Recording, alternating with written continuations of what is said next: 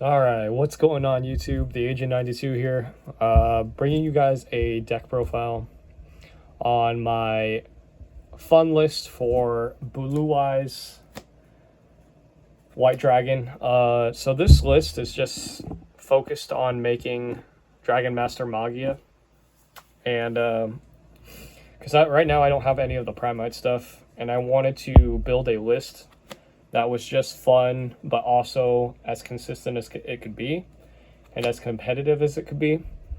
And this is what I came up with.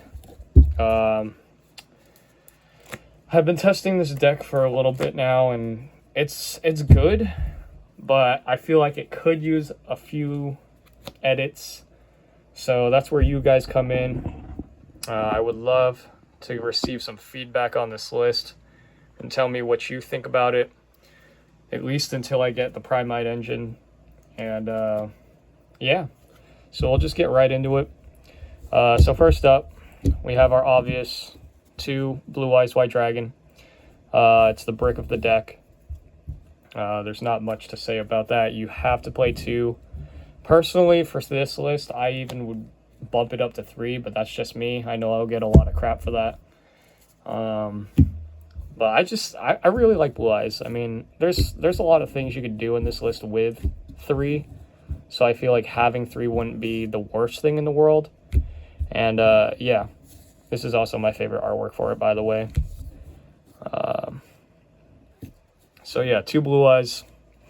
Then we have next up the standard 3 Maiden of White. Not much to say about this. This card is too good. You have to play 3. And yeah, then we'll move into the next card. We got 3 copies of Sage with Eyes of Blue.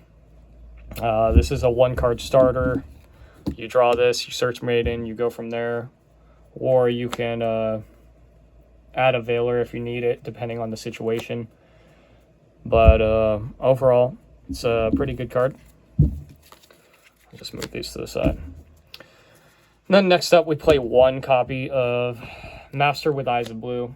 This card is another card that you can actually search for with Sage. That's why we play it, because in mid to late combos, you can just use this, add back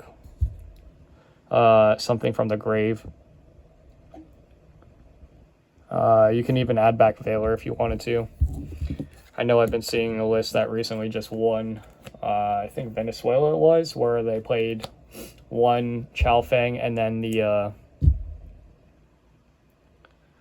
level 9 synchro, Zing synchro. So they were able to make that, which is pretty funny. Then we go into 1 copy of Kaiser Seahorse. This is just another starter. So essentially in this deck you have 3, 6, 9, not 9, 3, 6, 7, 8 starters that are all Blue Eyes engine. And essentially you just summon this, link into your spirit, and then go from there. And then you can send something from its effect, usually being Blue Eyes Jet Dragon. Blue Eyes Jet is just really good against Ryzeal. Helps you mitigate some of their plays. Let me adjust this real quick. Helps you mitigate some of their plays by bouncing back the detonator or doing other crazy things like that. And it also protects, gives your guys a lot of layers because other cards you control cannot be destroyed by card effects. Yeah, other cards you control, and that's everything. So spells, traps, monsters, they can't be destroyed. Then we play some techs. I play 1 Spirit. I know I'll get a lot of backlash for this as well, but there's a couple instances where you can actually have this engrave and treat it as a vanilla, where you can actually rip this back with what is it, Azure Eyes. If you actually make the Azure Eyes line, you can just rip this back and do more things with it, and it's a free banish, a spell or trap on summon. So yeah, I mean, this is really, it's cool. It's situational and niche, so you don't have to play this if you don't want to. I just opted to because I like it. And again, Yu-Gi-Oh is about subjective choices and not always net decking everybody. So this is definitely more of a creative list. And then we play one copy of Alternative. This is treated as Blue Eyes White Dragon in the Grave. Yeah, so if you properly summon this, you can actually spin this back with, what is it, True Light. You can just keep reviving this, and then on summon it destroys a card. Or not on summon, but once per turn trigger, you can pop one monster, just had to clarify. So that's pretty cool. And then there's other really cool stuff you can do with this, where you can just make a bunch of extra deck stuff with it. Then we go into, this is where it gets really interesting. We play one Illusion of Chaos and then 2 copies of Magician Souls. So this is another 1-card starter. So technically you have, what is it? 3, 6, 7, 8, 10. You actually have 10 1-card starters, because if you open this, you can reveal it to pitch this from deck and then special summon this, and then this can make your spirit as well. And that's just really funny. And that's very important because it comes up in the lines where you actually make Dragon Master Magia off these. So it can be very useful. And I just like having that free body. As long as you don't open the illusion, you're good. But even if you do open the illusion, you can just reveal, or I believe it's send. No, you can reveal it to add the Magician Souls from deck. So it's not completely dead. And then you can use this as free discard fodder for wishes. So that's really neat. And then we have, for the hand traps, we have 3 Effect Veiler, just to mitigate your opponent's plays. I still feel like it's really good at 3 in this deck. A lot of people are opting not to play Veiler because they feel like it's a very low impact hand trap this format. But I still think it has its place in this deck at 3. Then we go into the other hand traps. We have 3 copies of Droll and Lockbird. This is another really good one this format. It's also a card that you can turn into Engine by normal summoning it. And that's just really funny because you can normal summon this if you don't open any of your 1-card starters and then turn it into a spirit. So that's really cool. And then we play 3 copies of Mulcharmy Fuwalos. Now that it's reprinted, everybody should be able to get this card. I know it's still a little pricey for some people, but Fuwalos is finally widely available. So we are running it just so that we have a going second card. And yeah, it's really good still to shotgun first turn. And then for the last hand trap, or actually I should say the last hand traps we play are 3 Ash Blossom, accompanied by the 3 Infinite Impermanence. Yeah, all really good hand traps. I feel like this is, you have 3, 6, 9, 12, 15, and then we also play 2 copies of Dominus Purge because we can reset it off the Tyrant Dragon, so that's really nice. I feel like you don't necessarily need a third, and at the moment I only have 2, but I feel like you can get away with just 2. So yeah, that's all the hand traps we play: 3, 6, 9, 12, 15, 16, 17. So 17 hand traps. You could probably bump that up to another Purge if you want, if you have the access to it. I definitely cut something for that. Maybe the Master with Eyes of Blue if you really wanted to, but I don't know. I feel like it has its niche applications. Then onto the spell cards. It's pretty straightforward. We have 3 Wishes. This is a 1-card starter as well, so that's actually even more. You have discard a card, search for 2 cards, a spell trap that mentions Blue Eyes, and a level 1 Light Tuner. So that's really good. Always very important to have. Just a great card all around. And then for our one-ofs for the Blue Eyes packages, we have the 1 Ultimate Fusion, which is very important for making Magia or Dragon Master Magia first turn. 1 Roar of the blue-eyed dragons, and then the obvious 1 copy of Mausoleum because it's mandatory. And then for the last 3 spells we play, we run a few hand trap mitigators in the form of the obvious one-ofs, 1 called by, 1 cross out, and 1 triple tactics talent. Yeah, I feel like these are just good cards to have, so why not run them? And yeah, no real explanation for those, pretty self-explanatory. And then for the last traps, we play the obvious 1 Majesty of the White Dragon, which is a multi-pop, and then the True Light, another mandatory for the Maiden. Yeah. So that's it for the main deck. I do believe it is a 44 card main deck. If you don't want to play 44, I just opted for 44 because I feel like it helps with increasing consistency in the sense that you don't draw your bricks as frequently. So I really felt like 44 was the correct number for this build. And I don't know. I feel like it's been really good for me, and I've had pretty solid success with it. So on to the extra deck. This is where it gets pretty self-explanatory. Yeah, we'll just go right into it. Token for Nibiru. Obviously, first up, we got Dragon Master Magia. What's not to say about this card? If you pull this card out turn 1, usually your opponent scoops, because this card is just too hard for a lot of decks to deal with. And it's such a crazy card once it's on board and established, especially if you have it with other extra deck cards like your Spirit, your Blue-Eyed Spirit Dragon to go with it, because then you can negate their graveyard effects as well. And then we have to play 1 Blue-Eyes Ultimate. This is just important because it helps you make Magia super easy turn 1. In the line with the the Ultimate Fusion. You can equip this by banishing wishes.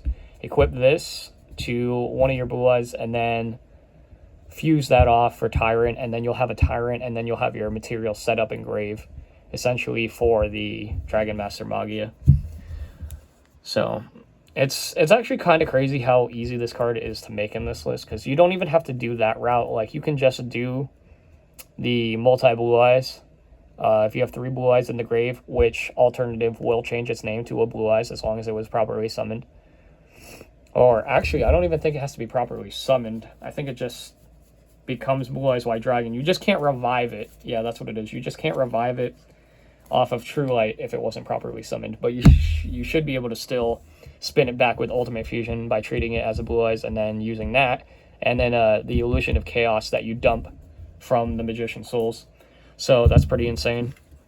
So yeah, the 1 Blue Eyes Ultimate for that conjunction. And then we still play the Neo, because this is just a good negate to have in case that route doesn't end up working out for you. You can still play this deck as normal. Just go into your normal sequencing and make Tyrant with this equipped and then have another negate in grave.